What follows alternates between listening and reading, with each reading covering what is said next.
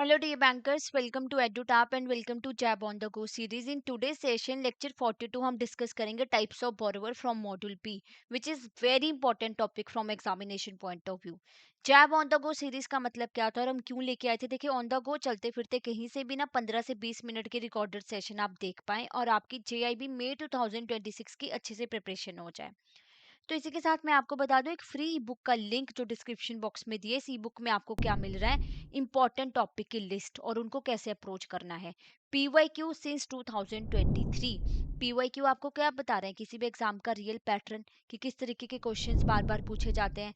Then आपके 1200 important MCQ जो कि बहुत सफिशिएंट नंबर में है कि अगर आप अच्छे से प्रैक्टिस करना चाहते हो तो इसमें आपको जस्ट बेसिक डिटेल अपनी एंटर करनी है और आप इस डॉक्यूमेंट को एक्सेस कर सकते हो आराम से। चलिए अब बात करते हैं। तो आज हमने डिस्कस करना है टाइप ऑफ बोरोवर के बारे में, जिसमें हम individual, proprietor firm, partnership, HUF, company, trust, LLP के बारे में बात करेंगे। बहुत ही इंपॉर्टेंट टॉपिक है आपका ये एग्जामिनेशन पॉइंट ऑफ व्यू से। बेसिकली जो आपका चैप्टर नंबर ये 22 है मॉड्यूल बी का, ठीक है। तो अब इंडिविजुअल्स की बात करें, देखिए माइनर जो इंडिविजुअल्स हैं उनको माइनर को कहाँ पे डिफाइन किया गया, इंडियन मेजोरिटी एक्ट में, ठीक है। माइनर के बारे में हमने ऑलरेडी पढ़ा था मॉड्यूल ए में। तो जो भी बच्चा 18 साल से कम एज का है उसको हम माइनर बोलते हैं। वो किसी कॉन्ट्रैक्ट में एंटर नहीं हो सकते, वो वाइड कंसीडर किया जाता है। बट एक्सेप्शन क्या थी, अगर वो नेसेसिटीज के लिए कॉन्ट्रैक्ट कर रहे हैं तो कंसीडर किया जाता है। और बैंक पैसा रिकवर करेगा उनके एस्टेट से as per section 68 of Indian contract act 1872। अगर कोई साउंड माइंड का नहीं है तो क्या है, वो भी किसी कॉन्ट्रैक्ट में एंटर नहीं कर सकता, उसको वर्ड माना जाता है। डिसक्वालिफाइड पर्सन है उस पर भी कॉन्ट्रैक्ट जो एनफोर्सेबल होंगे। अब अगर कोई मैरिड वीमेन है, ठीक है, तो उसके इंडिपेंडेंट मीन है वो अपना कमा रही है, अगर वो लोन भी ले रही है तो वो डिपेंड करता है कि उनकी कैपेसिटी है रीपेमेंट करने की, सिबिल स्कोर वगैरह चेक करके हस्बैंड लाइबल नहीं होगा। बट एक्सेप्शन क्या है कि अगर हस्बैंड और वाइफ ने मिलके लोन लिया है को बोरोवर कैपेसिटी में, या वाइफ एज अ गारंटर के तौर पे जो है, हस्बैंड सॉरी गारंटर के तौर पे एक्ट कर रहे हैं, ठीक है, तब कंसीडर किया जाएगा। पर्दा नशीन वेमेन जो कंप्लीट सेक्युलेशंस ऑब्जर्व करती है, जो भी उनके कम्युनिटी के कस्टम्स वगैरह होते हैं, तो अवॉइड किया जाता है under influence miss representation regarding उनकी आइडेंटिटी। इलिटरेट पर्सन की बात करें जो अपना नाम नहीं लिख सकते, पढ़े लिखे नहीं है, उनका थंब इंप्रेशन लगता है कॉन्ट्रैक्ट साइन करने के लिए। बट एक्स्ट्रा प्रिकॉशन लेनी चाहिए कि डॉक्यूमेंट पढ़े जाएं, एक्सप्लेन किए जाएं विटनेसेस की प्रेजेंस में। अब आपको ना ये क्वेश्चन पूछा गया था नवंबर 2025 एग्जामिनेशन में कि अगर किसी के दोनों हाथ नहीं है, इलिटरेट पर्सन की बात करें, तो वो क्या यूज कर सकते हैं, फुट और thumb impression. Okay. Proprietorship form की बात करें, देखो खुद का बॉस, एक तरीके से राम करियाना स्टोर है उसी का स्टोर है, वो अपना बॉस है, किसी के अंडर काम नहीं कर रहा, प्रोप्राइटर है ना, owned by a single individual. तो जो आप प्रोप्राइटर को लोन दे रहे हो ना, वो ऐसे कंसीडर किया जाता है कि आप किसी इंडिविजुअल को लोन दे रहे हो। चैलेंजेस क्या रहते हैं, lack of separation between personal and business account. Proprietor की क्या रहती है, अनलिमिटेड लाइबिलिटी रहती है, ठीक है। बैंक इनका लोन इनके पर्सनल अकाउंट से रिकवर कर सकते हैं और ये गवर्न किए जाते हैं बाय इंडियन कॉन्ट्रैक्ट एक्ट, ठीक है, जैसे हमारे इंडिविजुअल्स थे।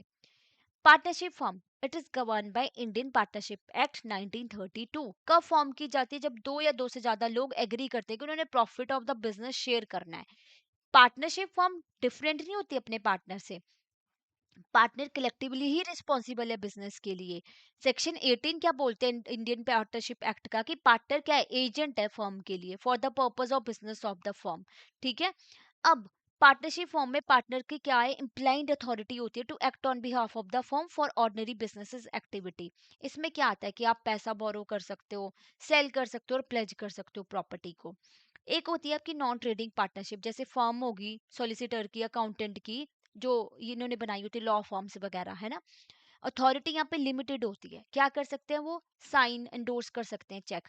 Partner can not give guarantee on behalf of the firm, ठीक है, फर्म के बिहाफ पे कहीं पे गारंटी नहीं दे सकता, ना ही डिस्प्यूट सबमिट कर सकता है आर्बिट्रेशन में, और डिसीजन नहीं ले सकता न्यू पार्टनरशिप पे अगर उसने बाकी पार्टनर का कंसेंट नहीं लिया है तो, क्योंकि वो म्यूचुअल एजेंट है ना। इंग्रेडिएंट्स क्या है पार्टनरशिप फॉर्म के, दो से ज्यादा लोग पार्टनरशिप फॉर्म फॉर्म करते हैं, इंडिविजुअल फॉर्म करते हैं partnership form, company society association नहीं। मैक्सिमम नंबर आपके 50 हैं एज पर कंपनी रूल, और as per company act 2013 100 consider किए गए हैं। तो इट मस्ट बी एक्सप्रेस और इम्प्लाइड एग्रीमेंट बिटवीन पार्टनर कि वो बिजनेस कंडक्ट करना है।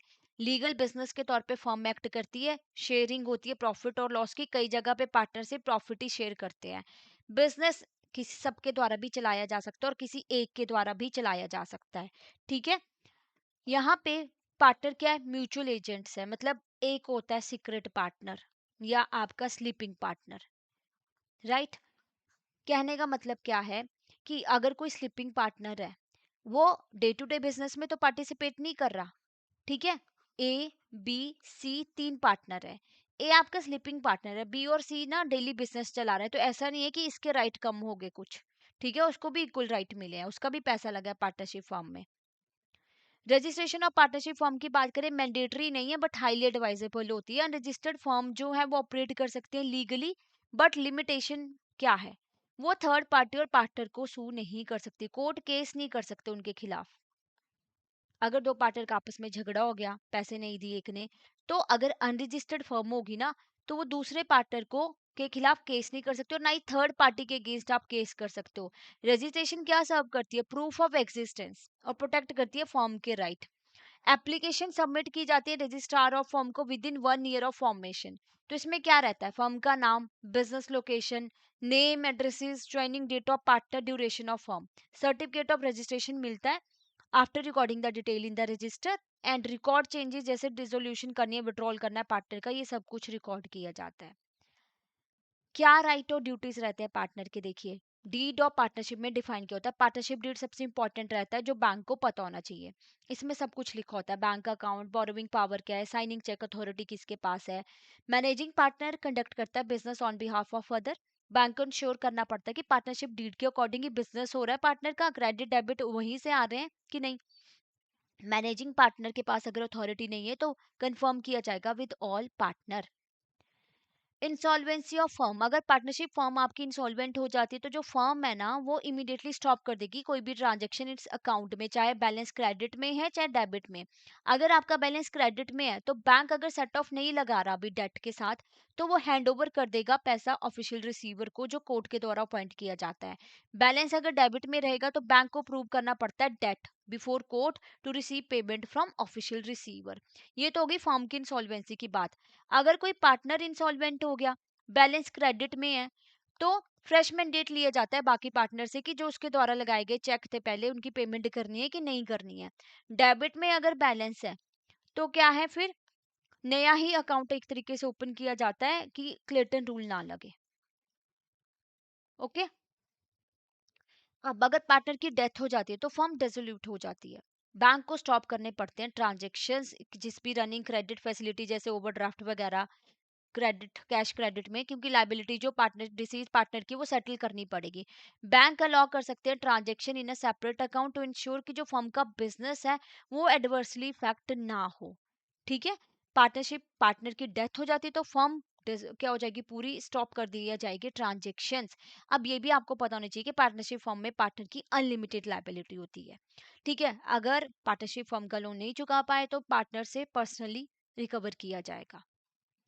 बैंक जब पार्टनरशिप फर्म के साथ डील करते हैं, firm should be registered one, partnership deed को अच्छे से चेक किया जाता है। ठीक है, अगर एक पार्टनर लिमिटेड कंपनी है पार्टनरशिप फर्म में, बैंक चार्ज रजिस्टर्ड होना चाहिए आरओसी के पास। अब बात करते हैं एचयूएफ की। देखो पार्टनरशिप फर्म में आपको अच्छे से करके जाना है। पार्टनरशिप फर्म में आ जाता है कि डेबिट में बैलेंस या क्रेडिट में, केस स्टडी बेस्ड क्वेश्चन पूछ लिया जाता है। पार्टनरशिप फर्म के ऊपर हमने पहले भी अच्छे से डिटेल में डिस्कस किया है मॉड्यूल ए में। एचयूएफ अगेन, हिंदू लॉ में एचयूएफ क्या बोला जाता है कि जो सारे कॉमन एंसेस्टर से पर्सन है वो एक एचयूएफ फॉर्म करते हैं, उनको राइट मिला हुआ है जन्म से ही, तो वाइफ, अनमैरिड, डॉटर सब इसमें होती है। एचयूएफ किसी कॉन्ट्रैक्ट से नहीं क्रिएट होती। क्वेश्चन यही पूछा गया था कि एचयूएफ कहाँ पे क्रिएट हो रही है, नवंबर 2025 में हिंदू लॉ में ऑटोमेटिकली हिंदू फैमिली में बन जाती है। इनकम टैक्स के अकॉर्डिंग एचयूएफ को पर्सन ट्रीट किया गया है, तो इनका एक सेपरेट एंटिटी माना जाता है इनकम टैक्स असेसमेंट पर्पस के लिए। तो जो आपकी, देखो एचयूएफ में क्या होता है, मेल मेंबर, वैसे पहले क्या होता था कि मेल मेंबर्स को ही जो को पार्टनर है उनको राइट मिलता था आगे, बट फिर अमेंडमेंट्स हुई जिनके बारे में हम डिस्कस करेंगे। ये मेल मेंबर है, बाकी जो मेंबर है ये को पार्टनर हो गए आगे। ठीक है, तो इसमें मदर, वाइफ, अनमैरिड, डॉटर, ये सब कंसीडर किया जाता है। मेंबर ऑफ फैमिली इंक्लूड है बट मेल मेंबर को राइट मिलता है ना एंसेस्ट्रल प्रॉपर्टी में बाय बर्थ, तो जो मेजर मेल मेंबर होगा उसको को पार्टनर बोला जाता है। तो एचयूएफ एक सिंगल पर्सन नहीं है, ग्रुप ऑफ पर्सन है। इनको पैन भी इशू किया जाता है सेपरेट। देखो, एक चीज पे कंफ्यूजन होता है और क्वेश्चन आता है तो हम गलत कर लेते हैं कई बार। अब जो ये को पार्टनर है, मान लीजिए एक फैमिली में रमेश है, वो करता है, ठीक है, इनके सन है राम, डॉटर है प्रिया, ओके, ये को पार्टनर हो गए। ठीक है, बाकी जो इनकी वाइफ है वो मेंबर होगी, और जो ये राम की वाइफ है, ठीक है, वो भी क्या मेंबर है। तो जब कर्ता बनाना होता है ना, तो को पार्टनर को कंसीडर किया जाता है, उनको प्रायोरिटी दी जाती है। पहले क्या था, सिर्फ सन ही कर्ता बन सकता था अगर रमेश की डेथ होगी। अब अमेंडमेंट्स हुई है कि जो बेटी है वो भी कर्ता बन सकती है, ठीक है, अगर कहीं पे मेल मेंबर नहीं है तो जो मेजर मेल मेंबर है वो को पार्टनर है, एचयूएफ सिंगल पर्सन नहीं है, वो हमने देख लिया, पैन इनको इशू किया जाता है। यही बात हम कर रहे थे ना, हिंदू सक्सेशन एक्ट 2005 में अमेंडमेंट हुई, इक्वल राइट दिए गए हैं मेल और फीमेल को इनहेरिटेंस में। डॉटर ऑल्सो बिकम को पार्टनर, तो हिंदू फीमेल बन सकती है कर्ता अगर मेल मेंबर नहीं है, और जितने भी मेल मेंबर है वो सारे माइनर हैं। तो ये ध्यान रखना है, इस पे केस स्टडी बेस्ड क्वेश्चन आने के चांसेस रहते हैं। कैसे की जाती है मैनेजमेंट बिजनेस ऑफ एचयूएफ की, कर्ता का क्या रोल है, कर्ता क्या कर सकता है। देखो, सीनियर मोस्ट मेल मेंबर कर्ता बनता है, ठीक है, वो मैनेज करता है फैमिली प्रॉपर्टी बिजनेस, उसको किसी की परमिशन लेने की जरूरत नहीं होती कि अगर वो लोन ले रहा है बैंक से, कोई प्रॉपर्टी सेल कर रहा है बिजनेस के पर्पस के लिए। आफ्टर कर्ता डेथ, अनदर मेल को पार्टनर चाहे माइनर गार्डियन के थ्रू कर्ता बन सकता है। अगर डिसएग्रीमेंट हो रहा है कि कौन कर्ता बनेगा, कोर्ट अपॉइंट कर देता है टेम्परेरी टाइम के लिए कि ये करता है, तुम आपस में अपना डिस्प्यूट पहले सॉल्व कर लो, तब तक हमने ये अपॉइंट कर दिया कि ये करता होगा। कर्ता की सुपीरियर पोजीशंस होती है कंपेयर टू अदर को पार्टनर, क्यों? क्योंकि वो फैमिली अफेयर हैंडल कर रहा है, उसको अथॉरिटी मिली है बाई बर्थ से, कंसेंट से नहीं। तो अनलिमिटेड लाइबिलिटी, देखो अगर लोन लिया तो वहां पे कर्ता की लाइबिलिटी क्या है, अनलिमिटेड है, उसके पर्सनल एसेट्स भी सेल होंगे, शेयर जितना एचयूएफ में वो तो गया ही गया, पर्सनल एसेट्स भी। को पार्टनर की लाइबिलिटी कितनी होती है, जितना उनका हिस्सा था एचयूएफ में उतने के लिए लाइबल है, उनके पर्सनल एसेट्स कार वगैरह घर वगैरह सेल नहीं होगा। को पार्टनर तभी पर्सनली लाइबल बनती है अगर उन्होंने को साइन किया हो कॉन्ट्रैक्ट और लोन विद द कर्ता। अब एचयूएफ आपकी दो लॉ पे चलती है, एक होता है आपका मिताक्षरा लॉ, एक दया भाग। दया भाग बेसिकली ये बंगाल वगैरह रीजन में फॉलो होता है कि अगर फादर की डेथ हो जाती है तभी राइट मिलेगा आगे बच्चे को, सन को। मिताक्षरा क्या होता है कि बर्थ से ही राइट मिला होता है, ठीक है। बाकी सारे पार्ट्स ऑफ इंडिया में मिताक्षरा लॉ फॉलो होता है। पावर ड्यूटीज क्या है, करता कि पोजेशन मैनेजमेंट कर सकता है जॉइंट फैमिली प्रॉपर्टी का, राइट है उसके पास कि उसने इनकम अर्न करनी है जॉइंट प्रॉपर्टी से। जॉइंट फैमिली को रिप्रेजेंट करेगा लीगल और सोशल मैटर में, सेल कर सकता है अगर फैमिली बेनिफिट के लिए कर रहा है, ठीक है। रन करता है फैमिली बिजनेस, मेंटेन करता है अकाउंट ट्रांसपेरेंसी फैमिली इनकम और प्रॉपर्टी के लिए। बैंक जब डील करते हैं बैंक को पता होना चाहिए कर्ता कौन है, कर्ता यूज करे लोन फैमिली बिजनेस के लिए जो उसने लोन लिया है। जितने भी मेंबर है वो साइन करते हैं account form application, adult member accept करते हैं joint and several liability for the loan. तो इस तरीके से बैंक डील करते हैं। कंपनीज की बात करें तो कंपनी देखो, कंपनी एक्ट 2013 में एक सेपरेट लीगल पर्सन है। देखो एक केस हुआ था, सोलोमन एक पर्सन था, लॉर्ड ऑफ हाउस में एक फैसला आया था इसी के रिगार्डिंग। क्या बोला था, यूके का ये था, एक सोल प्रोप्राइटर था। पहले कौन था सोल प्रोप्राइटर, बूट वगैरह का बिजनेस करता था, दुकान थी इसकी, इसने कंपनी फॉर्म कर ली, ठीक है। और 7 फैमिली मेंबर्स को क्या आगे शेयर होल्डर्स भी बना दिया, और इसने कंपनी को लोन भी दे दिया, मतलब अपनी कंपनी को, तो ये सिक्योर्ड क्रेडिटर भी बन गया, ठीक है। बट कुछ टाइम के बाद ना वो कंपनी नहीं चल पाई, तो जो अनसिक्योर्ड क्रेडिटर थे उन्होंने क्या बोला कि सलमान ही तो, उसी की तो कंपनी थी, वही तो बिजनेस चला रहा था, तो वो लाइबल है, उसको क्यों पैसा मिले, मतलब उसके तो पर्सनल एसेट भी अटैच होने चाहिए। बट लॉर्ड ऑफ हाउस में ये फैसला लिया गया था कि नहीं, जब कोई कंपनी फॉर्म कर लेता है तो कंपनी एक सेपरेट लीगल एंटिटी होती है, उसके जो सिक्योर्ड क्रेडिटर है वो अलग हो गए, भले ही उसका मेजर शेयर होल्डर वही रहा हो। तो यहीं से एक फॉर्म हुआ कंपनी की आइडेंटिटी, की कंपनी क्या एक सेपरेट लीगल एंटिटी है, सेपरेट फ्रॉम इट्स मेंबर। जैसे टाटा है, टाटा ग्रुप, टाटा ग्रुप रतन टाटा जी कौन थे, चेयरमैन थे टाटा के, टाटा ग्रुप तो अभी भी चल रही है ना, ठीक है। तो अलग से कंपनी होती है, परपेचुअल सक्सेशन है कंपनी का। तो right duties power liability similar होती है नेचुरल पर्सन, मतलब कंपनी एक आर्टिफिशियल पर्सन है।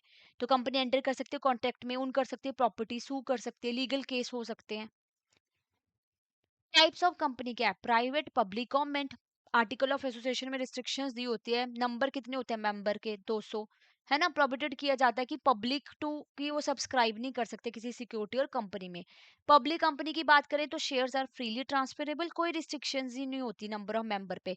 पब्लिक पार्टिसिपेट कर सकते हैं शेयर कैपिटल्स में। जो सब्सिडरी है पब्लिक कंपनी की, चाहे वो पब्लिक कंपनी के जैसे प्राइवेट कंपनी के जैसे एक्ट कर रही हो, बट वो पब्लिक कंपनी ही कंसीडर की जाएगी।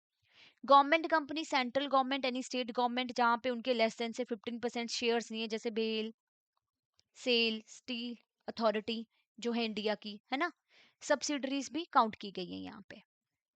एक 1% कंपनी होती है, एक पर्सन ही मेंबर है, बट इसका स्टेटस 1% का नहीं रहेगा अगर इनकी पेड अप कैपिटल 50 लाख से ज्यादा हो जाती है और एवरेज एनुअल टर्नओवर 2 करोड़ से ज्यादा हो जाता है in 3 immediate preceding consecutive years में। Small company other than the public company, इनकी paid up share capital exceed नहीं होनी चाहिए 50 लाख से। टर्नओवर ये सेम ही कंडीशन होगी एक तरीके से। इसमें आप holding company, subsidiary company, section 8 company वगैरह को कंसीडर नहीं कर रहे हो।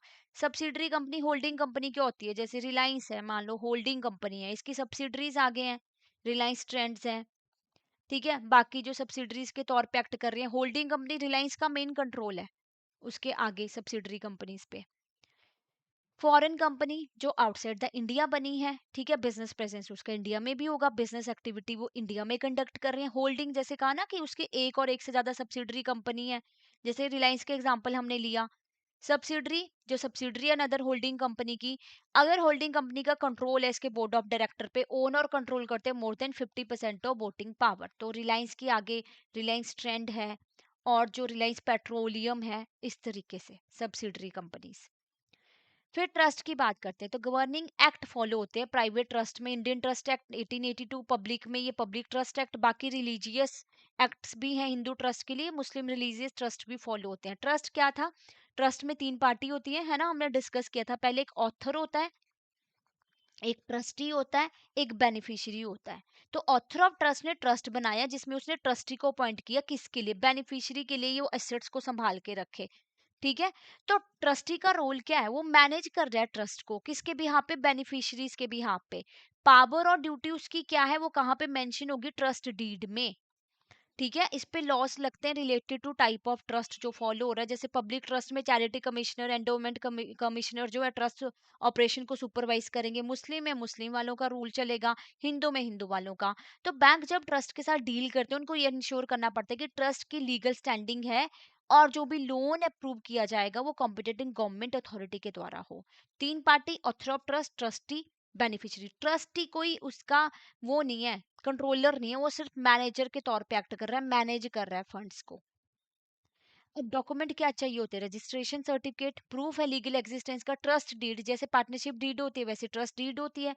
फाउंडेशनल डॉक्यूमेंट जिसमें ऑब्जेक्टिव पावर ट्रस्टी की बताई हुई है, फॉर्म पैन और फॉर्म 60, टैक्स आइडेंटिफिकेशन होती है। ऑथराइजेशन डॉक्यूमेंट, लेटर और डॉक्यूमेंट जहाँ पे ट्रस्टी का नाम होगा, रिप्रेजेंटेटिव अथॉरिटी की वो अकाउंट को ऑपरेट कर रहे हैं। फिर एलएलपी की बात करें तो ये गवर्न की जाती है LLP act 2008, separate legal entity. LLP ना बेसिकली कंपनी और पार्टनरशिप का मिक्सचर होता है, कंपनी जैसे भी एक्ट करती है और पार्टनरशिप के जैसे भी। कंपनी पार्टनरशिप फॉर्म में क्या था, अनलिमिटेड लाइबिलिटी पार्टनर की, लोन नहीं चुका पाते तो पार्टनर पर्सनली लाइबल होते हैं।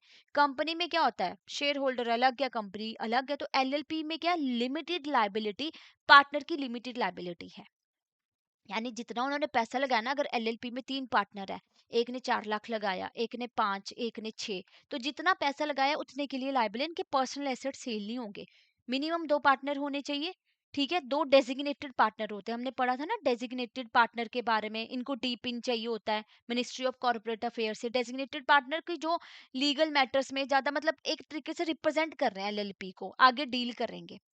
Disqualification for being a partner, अगर वो अनसाउंड माइंड का है, उसको इंसॉल्वेंट डिक्लेयर कर दिया है, उसके पास इंसॉल्वेंसी एडजुडिकेशन एप्लीकेशन पेंडिंग है आईबीसी के अंडर, ठीक है। अब एलएलपी में क्या होता है ना आपका, जैसे हम डिस्कस कर रहे हैं कि कंपनी पार्टनरशिप का मिक्सचर है, तो किसी पार्टनर की डेथ भी हो जाती है तो उससे फर्क नहीं पड़ता, बंद नहीं होती, लायबिलिटी लिमिटेड होती है, पार्टनर लायबल नहीं होता एक्शन ऑफ अदर पार्टनर के लिए और अनऑथराइजेशन एक्ट के लिए। तो इसलिए पर्सनल एसेट जो पार्टनर के प्रोटेक्ट रहते हैं। म्यूचुअल एग्रीमेंट होना चाहिए पार्टनर्स के बीच में, रूल्स जो डिफाइन किए गए हैं, रजिस्टर्ड हो, with registrar of the state. Incorporation documents वो फाइल करने चाहिए एज पर एलएलपी एक्ट।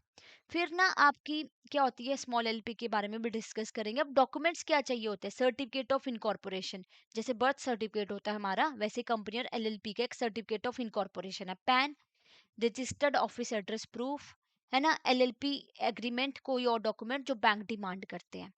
अब एक ना स्मॉल एलएलपी पार्टनरशिप होती है, इसके ऊपर भी कई बार क्वेश्चन पूछ लिया जाता है। क्या क्राइटेरिया है कि contribution not more than 25 lakh, turnover not more than 40 lakh in preceding financial year. तो इससे क्या हो रहा है, इससे ये हो रहा है कि रेगुलेटरी बर्डन रिड्यूस हो रहा है, एनुअल कंप्लाइंसेस जो है सिंप्लीफाई हो जाती है, फीस कंसेशंस भी मिलते हैं। तो ये थे हमारे डिफरेंट टाइप ऑफ बोरोवर जिनको हमने डिस्कस किया। आई होप आपको अंडरस्टैंड हुआ होगा। इंपॉर्टेंट है आपके एग्जामिनेशन पॉइंट ऑफ व्यू से, आप एक्सपेक्ट कर सकते हो कि इस पर्टिकुलर चैप्टर से 4 to 5 मार्क्स कहीं नहीं गए। ठीक है, बोरोवर्स के ऊपर क्वेश्चन पूछा जाता है, कंपनी के ऊपर आ गया, पार्टनरशिप फॉर्म के ऊपर आ गया, एचयूएफ के ऊपर भी हर बार आपको क्वेश्चन देखने को मिलेगा। चलिए, मिस्टर मोहन करता थे एचयूएफ के, जो कंस्ट्रक्टिव बिजनेस में थे, उनकी डेथ हो गई। फैमिली में क्या है, 30 ईयर ओल्ड सन है, 14 साल का एक बच्चा है, यंगर ब्रदर सुरेश। सुरेश ने क्लेम किया कि वो now the senior most male member है। ठीक है, सुरेश, तो वो करता होना चाहिए। अमित ने आर्ग्यू किया कि नहीं, एल्डेस्ट सन है तो उनके पास राइट है कर्ता के, तो कौन होगा, कौन बनेगा? Amit being eldest son, Suresh being senior most male member, Rohan being co partner, all member jointly. देखो, जो सीनियर मोस्ट मेल मेंबर है वही बनेगा ना कर्ता एचयूएफ का। ठीक है, पार्टनरशिप फॉर्म को डिक्लेयर किया गया इंसॉल्वेंट। बैंक अकाउंट क्या दिखा रहा है, क्रेडिट बैलेंस है क्या, 3 लाख का। बात किसकी हो रही है, पार्टनरशिप फॉर्म की। ये आपको यहाँ पे थोड़ा सा केयरफुल रहना है, पार्टनर लिखा है कि पार्टनरशिप फॉर्म लिखा है। बैंक ने डिसाइड किया कि राइट ऑफ सेट ऑफ नहीं लगाना अभी, तो बैंक क्या करेगा, क्रेडिट बैलेंस के साथ रिटर्न पार्टनर को कर देगा, या एडजस्ट करेगा अगेंस्ट फ्यूचर लोन। किसको हैंड ओवर कर देता, ऑफिशियल रिसीवर को, जो कोर्ट के द्वारा अपॉइंट किया गया है। तो सी इज द राइट आंसर। तो इसी के साथ हमारा टॉपिक कंप्लीट होता है। आई होप आपको अंडरस्टैंड हुआ होगा। जैसे अभी कम टाइम में, और इस कम टाइम को अगर आप अच्छे से यूटिलाइज करना चाहते हो ना, आप ये देख रहे हो कि कोई कोर्स हमें मिल जाए जिसमें ना इतने कम टाइम में हमारी अच्छी प्रिपरेशन हो जाए, तो डिफरेंट नंबर ऑफ कोर्सेज आप देख सकते हो हमारी वेबसाइट पे। एक आपको कंप्लीट मास्टर कोर्स दिखेगा, एक लाइव क्रैश कोर्स, एक टेस्ट सीरीज।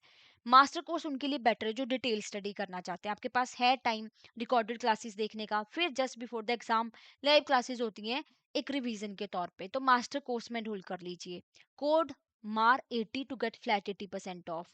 ठीक है, अगर आपको लगता है कि मुझे तो इंडिविजुअल मास्टर कोर्स चाहिए, तो IFS PPB as per the subject you can select. और उससे पहले अगर आप ये देखना चाहते हो कि क्लासेस का लेवल क्या है, नोट्स किस लेवल के है, क्विजेस का क्या लेवल है, तो 3 आवर का ट्रायल कोर्स में आप एनरोल कर सकते हो। और लाइव क्रैश कोर्स बैच 4, जो कम टाइम में चाहते हैं कि अच्छी प्रिपरेशन हो जाए और टाइम है उनके पास, मॉर्निंग इवनिंग 2-2 घंटे डेडिकेट कर सकते हैं, तो लाइव क्रैश कोर्स बैच 4 काफी अच्छा ऑप्शन है आपके लिए। इसमें आपको लाइव क्लासेस मिलती हैं, 15 classes of each subject you are getting, concept notes मिलते हैं, solve PYQ, chapter wise mock test, full length mock test. Code use करना है मार 80 to get flat 80% off. Test series उनके लिए सही है जिनकी प्रिपरेशन हो चुकी है, अब वो प्रैक्टिस ही करना चाहते हैं। तो इसमें solve PYQ, full length mock test, chapter wise mock test और डिटेल एक्सप्लेनेशन के साथ, तो कोड सेम रह रहा है यहाँ पे भी।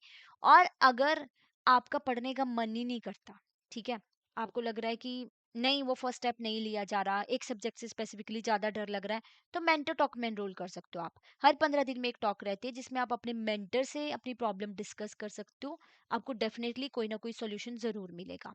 अगर कोई और डाउट है, कोई और क्वेरी है, तो आप हमें इस नंबर पे कॉल कर सकते हो और मेल भी कर सकते हो, hello@edutap.co.in। Thank you so much, have a nice day.